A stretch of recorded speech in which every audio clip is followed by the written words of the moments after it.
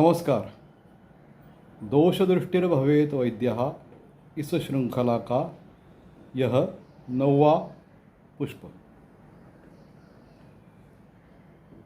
दोषों पर दृष्टि जो डालनी है वो अत्यधिक सूक्ष्माति सूक्ष्म परमाणु स्तर से, जो कि निखल तर्कगम्य है, वहाँ से शुरू होकर एक कालिक क्रम, देशिक क्रम, ऐसे बढ़ते बढ़ते एक स्थिरता प्राप्त करती है। ऐसा हमने अब तक देख लिया। तो जो स्थिरता प्राप्त करने वाली अवस्था है उसको बोलते हैं व्यक्ति, क्योंकि उसको एक व्यक्तिमत्व आ जाता है। उस दोष के प्रवास को एक अपना स्थायी व्यक्तिमत्व प्राप्त हो जाता है, इसलिए उसको कहते हैं व्यक्ति। अब उसके आगे एक व्यक्तिमत्व तो प्राप्त हो गया, पर कभी कभी ऐसा हो जाता है कि वैद्य की उपेक्षा हो या रुग्ण की उपेक्षा हो या कुछ अलग संभावना हो, व्याधि असाध्य हो या जो भी हो, ऐसी अलग अलग संभावनाओं के कारण ये जो प्रवास है दोषों का वो स्थिरता के भी आगे चला जाता है। और स्थिरता के आगे उनका एक ऐसा टिपिंग पॉइंट आ जाता है जिसको अंग्रेजी में कहते हैं टिपिंग पॉइंट। नैयायिक परिभाषा देखें तो हमने देखा है कि पतनम, जिसको कहते हैं गुरुत्वम पतन कर्म कारण, आद्य पतनस्य असमवायी कारण गुरुत्व। तो जो समझो एक किसी हम पत्थर पर खड़े हैं और वहाँ से ऐसी एक पॉइंट पे खड़े हैं कि आप गिर गए, तो जो गिरने का एक जो टिपिंग पॉइंट आता है कि उसके आगे आप खड़े नहीं हो सकते, उसको कहते हैं, ये टिपिंग पॉइंट कहते हैं, टिपिंग इंग्लिश में। तो ये आद्य पतन का असमवायी कारण, इसको गुरुत्व कहते हैं। तो ये अपना दृष्टांत समझिए। तो व्याधि के प्रवास में या दोषों का जो प्रवास चल रहा है उनमें भी ऐसा एक टिपिंग पॉइंट आ जाता है। कारण उसके अलग अलग हो सकते हैं, वैद्य की उपेक्षा हो, रुग्ण खुद की उपेक्षा हो, जो भी हो, व्याधि असाध्य हो, हेतु बलवान हो, या हो सकता है कुछ आघात वगैरह आगंत विकार हो, तो टिपिंग पॉइंट आ जाता है। इसको कहते हैं भेद अवस्था। भेद यानी कि यहाँ से वापस जाने की संभावना नहीं है। जैसे कि विदृति हो अगर, तो फूट जाता है। ज्वर अतिसार, तो उसके लक्षण अरिष्टात्मक दिखाई देते हैं। नियत मरण ख्यापकम लक्षणम अरिष्टम, तो नियत मरण ख्यापक लक्षण ऐसे दिखाई देते हैं। तो जो भेदावस्था है उसमें हमें व्याधि के व्यक्त होने की आगे की जो संभावना है कि अगर विदृति जैसा या गुल्म जैसा व्याधि हो तो उसका दीर्ण हो जाना, या ज्वर अतिसार ऐसा कुछ व्याधि हो तो उसमें अरिष्ट लक्षण प्राप्त हो जाना, इसको हम कह सकते हैं कि भेद अवस्था आ गई। अब यहाँ से वापस जाना संभव नहीं है, ऐसी एक मान्यता है। अब इसमें भी कुछ मतांतर है, जैसे कि कुछ अर्थशास्त्री कहते हैं यावत कंटकता प्राणा तावत कुर्यात् चिकित्सितम, कदाचित दैव योगेन दृष्टरिष्टो भी जीवति। जब तक कंठ में प्राण है तब तक आप चिकित्सा करें। हो सकता है दैव योगेन, जिसके अरिष्ट लक्षण प्राप्त हो, ऐसे भी रुग्ण जी सकता है। मैंने यह भी अनुभव किया है। और कभी कभी अरिष्ट लक्षण दिखते ही पेशेंट को छोड़ देना यानी उसके जो सगे वाले हैं उनको बता देना कि अभी यहाँ से वापस आना संभव नहीं है, हम कोशिश तो कर रहे हैं। तो ये भी एक अपने आप में एक बड़ा महत्व रखता है कि आपने अरिष्ट लक्षण पहचान लिया। मेरे दोनों तरह के अनुभव हैं, अभी उनको बताने की ज़रूरत यहाँ पे नहीं है, अधिकरण नहीं है। लेकिन ग्रंथों की मान्यता क्या है? तो चरक के चक्रपाणी जी टीकाकार जो है वो कहते हैं कि रसायन महेश्वर कृपा प्रसादादयो ही सर्वलोक मर्यादामपि हंतुम क्षमः। रसायन और महेश्वर की कृपा, इससे आप मरण सूचक लक्षण भी लांघ सकते हैं। और ये रसशास्त्रियों का ये भी कहना कि यावत कंठकता प्राणा तावत कुर्या चिकित्सितम। तो ये ऐसे इस पर इसको कह सकते हैं कि थंब रूल नहीं है, अरिष्ट लक्षण दिखाई दे मतलब आप पेशेंट छोड़ दे, ऐसी बात नहीं है। तो पेशेंट के सगे वालों को समझा बुझाकर ठीक से चर्चा करके आप अपने प्रयत्न कर सकते हैं। लेकिन ये समझा बुझाना ये थोड़ा ज़रूरी है, संवाद होना चाहिए। और इसलिए ज़रूरी है कि आप ज़्यादा से ज़्यादा ऐसे रुग्ण देखें। मैं जब मेरी ओपीडी थी पुणे के संजीवन हॉस्पिटल में, हफ्ते में 2 दिन मेरी ओपीडी थी, तब ओपीडी के बाद मैं एक आईसीयू के चक्कर लगाता था, अवस्था देखता था अलग अलग। कंसल्टेंट था तो कोई मुझे रोकता भी नहीं था, और मैंने बताया भी था कि मुझे अवस्था देखनी है। और जितने भी क्रिटिकल पेशेंट होते थे वो सब मेरे दोस्त ही थे, नेफ्रोलॉजिस्ट हो या कार्डियोलॉजिस्ट हो जो भी। तो वो मेरे लिए मैसेज छोड़ देते थे कि ये पेशेंट ज़रा क्रिटिकल है, आप देख लेना सिर्फ। तो अवस्था देख लेना ये बिल्कुल ज़रूरी है, क्योंकि उस अवस्था देखने का फ़ायदा आपको अपनी प्रैक्टिस में ज़रूर होता है। वैसा मुझे भी हुआ है। तो ये प्रवास जो शुरू किया हमने तर्कगत परमाणु स्तर से लेकर ये भेदावस्था अरिष्ट लक्षण तक की अवस्था है। और ये 2 उसमें मैंने चिकित्सा के अपने स्तर बताए। ये आप पर निर्भर करता है कि आप किस मार्ग से जाना चाहते हैं। तो ये भेदावस्था हो गई। थोड़ा सीमावलोकन कर लेते हैं। परमाणु स्तर से शुरू हो गया क्षय, प्रकोप, प्रसर, स्थान संश्रय, व्यक्ति और ये भेद। और उसके बीच में हमने देखा गतत्व, स्थितत्व, आवरण, ऐसे कुछ उसके प्रवाह भी देखे। तो दोषों की दृष्टि यह इतनी व्यापक है, सिर्फ दोषों के लक्षण कंठस्थ करना इतनी उसकी सीमित नहीं है।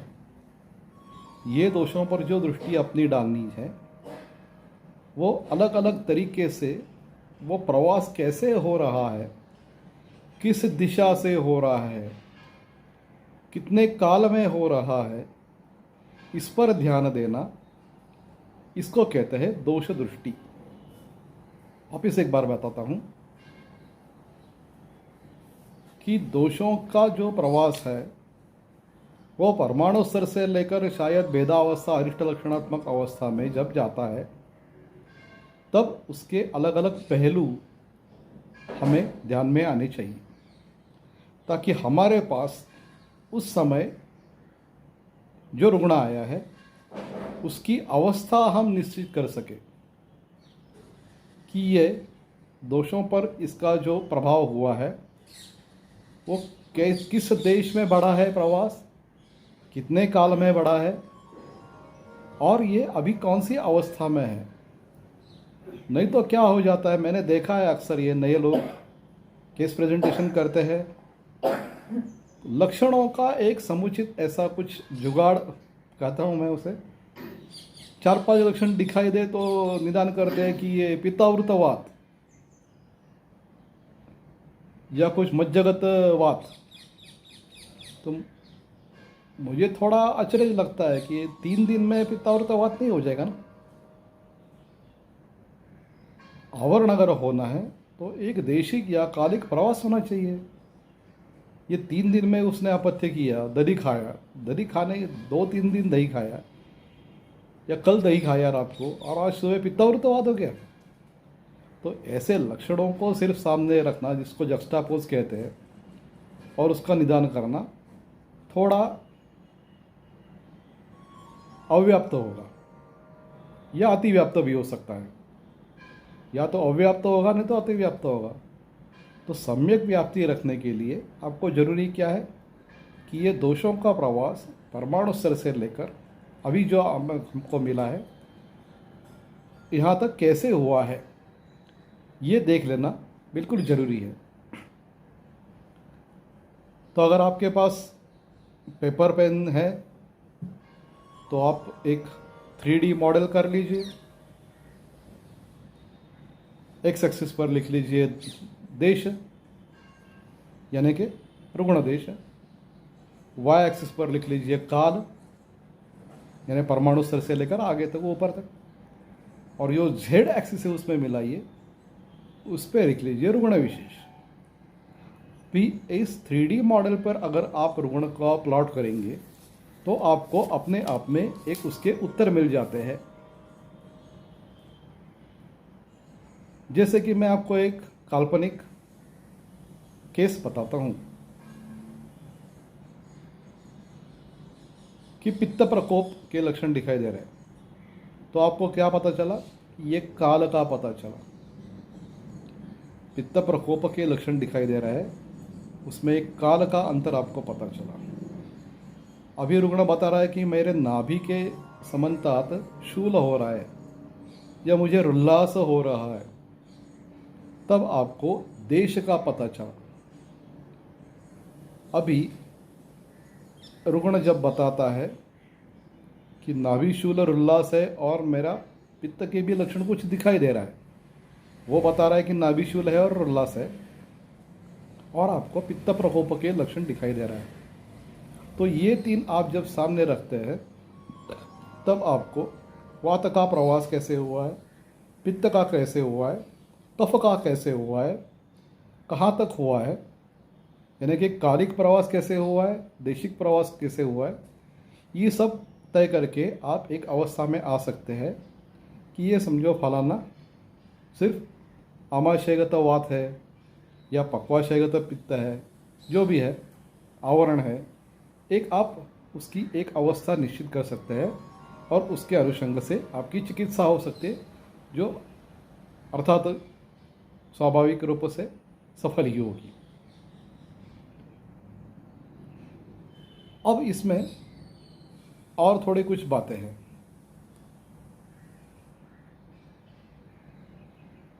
एक थोड़ी केस बताता हूँ मैं सिर्फ आपको, ताकि इसकी थोड़ी एक दृष्टि आपको आ जाए कि दोषिक प्रवास आप तय करते हैं और चिकित्सा में कैसा सूक्ष्माति सूक्ष्म भी परिवर्तन करते हैं, तो उसमें आपको एक फल रूप अच्छा मिल जाता है। मेरे गुरुजी वैद्यराज कोलटकर जी, या जिनके पास मैं कभी कभी जाता था लेकिन पत्र व्यवहार अच्छा रहता था, ऐसे मेरे गुरुजी वैद्यराज अण्णा करमरकर जी, इनका दोषिक विकल्पना का एक अपना अध्ययन था। मेरे गुरुजी वैद्यराज रमेश सामल जी, ये भी सूक्ष्माति सूक्ष्म विकल्पना करते हैं, बताते हैं। जब भी मैं कोई मेरी शंका पूछता हूँ तब भी वो दोषिक विकल्पना पूछते हैं पहले। तो लेकिन ये मैं जो उदाहरण बता रहा हूँ इतने सीनियर का नहीं है, ये मेरे ही पीढ़ी के, मुझसे 2 साल बड़े हैं, वैद्यराज अजित जोशी जी, जिनके पितामह ने ये संदेश दिया था दोष दृष्टिर्भवेत् वैद्यः। तो उसी सिलसिले में मेरी और अजीत जी की बातें चल रही थी। तब अजीत जी ने, वो जब छोटे थे, जूनियर थे, छोटे नहीं थे, जूनियर थे, तब अनुभव बताया, वही मैं आपके साथ साझा कर रहा हूँ, क्योंकि नए वैद्यों को थोड़ी प्रेरणा मिले कि दोष दृष्टि कैसी होती है। एक कोई रुग्ण था उनका, और उन्होंने देखा था कि ऐसी अवस्था में धन्य पंच को क्वाथ देते हैं या बिलवादी क्वाथ देते हैं तो उसको समुचित उपशय आ जाता है। ऐसे उन्होंने देखा था। 3 पीढ़ी की वैद्यकीय है उनकी, अनुभव है, विद्वत्ता है। लेकिन उनको 1 महीना भर के बाद भी पता चला कि जितना इसको उपशय चाहिए धन्य पंच को क्वाथ देने के बावजूद उतना नहीं मिला है। तो उन्होंने वापस कागज़ और पेंसिल ले ली और ये जो देशिक और कालिक प्रवास है वो लिख लिया दोष दृष्टि का। और उसके बाद उन्होंने तय किया कि ये औषध तो सही है, लेकिन ये कल्प बदलना चाहिए, कल्पना बदलनी चाहिए, कल्पना बदलनी चाहिए। तो उन्होंने धन्य पंचक का अरिष्ट उनको दे दिया। जो क्वाथ दे रहे थे, फ्रेश क्वाथ दे रहे थे, उसके बजाय धान्य पंचक का अरिष्ट दे दिया। और अरिष्ट देने के बाद जो उन्हें जैसा फल प्राप्त होने की अपेक्षा थी वो मिल गया। तो ये सूक्ष्माति सूक्ष्म विकल्प है। उन्होंने दवाई नहीं बदली, सिर्फ उन्होंने पहले निदान का परिवर्तन किया, दोषों की दृष्टि पर परिप्रेक्ष्य अपना केंद्रित किया और देखा कि ये दोषों की विकल्पना और क्वाथ, ये जो हम समीकरण लगा रहे थे, तो दोषों की विकल्पना में ये क्वाथ के बजाय अरिष्ट उचित रहेगा और अरिष्ट का प्रयोग उन्हें सम्यक फल दे गया। अब ये जो कथा है वो जब छोटे थे, जूनियर थे, शायद 27-28 साल के रहे होंगे, उस समय की कथा है। ऐसे ही याद आ गई उनको भी और मुझे भी। तो जब हमारी चर्चा हो रही थी तब उन्होंने बताया। अब ज्येष्ठ जो गुरुजन है मेरे, उनके कथा तो मैं बहुत बता सकता हूँ, अरिष्ट लक्षण के भी कथा बता सकता हूँ, लेकिन अभी यहाँ पे वो पर्याप्त नहीं होगा। सिर्फ तो यहाँ क्या देखेंगे हम कि अगर उसी पेशेंट का एक देशिक कालिक प्रवास और दोषों पर दृष्टि हम डालें तो हमें चिकित्सा में कैसा अंतर फलद्रूप होता है, हमारी चिकित्सा कितनी अच्छी तरह से होती है। ये चर्चा करने के लिए मैंने ये सब आपको एक मेरे ही पीढ़ी के और जब वो जूनियर थे उस समय का एक उदाहरण आपको बताया। तो इससे आप भी प्रेरणा ले सकते हैं, मैं तो ले ही रहा हूँ। तो आज के लिए मुझे लगता है इतना काफ़ी है। अब इस दोष दृष्टि का कुछ प्रात्यक्षिक उदाहरण हम अगली बार देखेंगे और एक चर्चा करेंगे। उसमें इस दोष दृष्टि का अतिदेश हम स्पोर्ट्स में हो या अन्य कहीं हुए हो वहाँ पे कैसे कर सकते हैं, इसकी कुछ चर्चा अगले हमारे पुष्पों में करेंगे। तो आज तक हमने क्या किया कि तर्कगत परमाणु स्तर से शुरू होने वाला प्रवास से लेकर भेद तक चर्चा की, और इस चर्चा करने का उपयोग भी हमने कैसे होता है देख लिया। तो इसके कुछ प्रात्यक्षिक उदाहरण आपके सामने मैं पेश करूंगा, और ये जो रुग्ण हम दैनंदिन देखते हैं उसमें, और जो अनुक्ता भाग है कि अभी ये दोषों की दृष्टि है तो ये स्पोर्ट्स मेडिसिन में कैसे प्रयुक्त हो सकती है, इसकी चर्चा हम अगले बार में करेंगे। मेरा चैनल अवश्य सब्सक्राइब कीजिए ताकि आपको आगे वाले भी जो विषय है आपको प्राप्त हो सके। धन्यवाद।